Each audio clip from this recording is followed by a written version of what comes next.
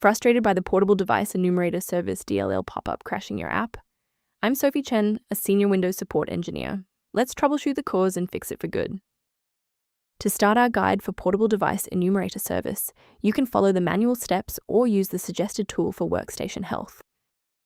This is the Portable Device Enumerator Service, the Windows Portable Device Enumerator Service Library. It is responsible for detecting and assigning drive letters to Android phones, digital cameras, and MTP devices. If corrupted, your PC will fail to see your phone in File Explorer, and the Wpdbus enumerator will report an error 126 in the Services Manager. Since we've covered what this file is, let's move to the primary fix.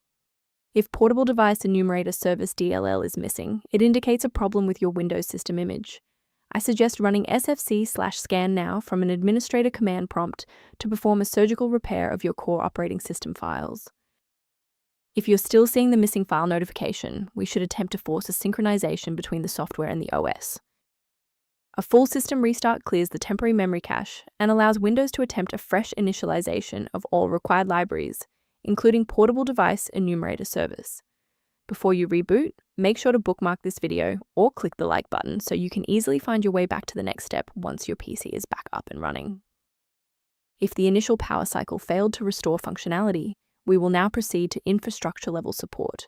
You may pause the video now to ensure your environment is ready. Since a standard reinstall didn't fix the library error, we need to perform an integrity check on the host program. If you are using a launcher like Steam or Epic, use the Verify Integrity of Game Files tool. For standalone apps, manually delete the application folder in your local app data directory before reinstalling to ensure no corrupted files are locked in the cache. Why are we doing this? Well, standalone installers often skip files that are already present or locked. Using integrity tools or clearing the app data cache forces a byte-for-byte replacement of your DLL file. Before concluding, I want to address a critical security consideration for maintaining your system's integrity. The risk of a blue screen of death increases significantly when you attempt to manually swap out files like Portable Device Enumerator Service DLL in your System32 folder. To complement these security best practices, you may want to consider using a diagnostic resource to help manage your system's library references. If Portable Device Enumerator Service is impacting system resources, the maintenance suite below provides general guidance on addressing this.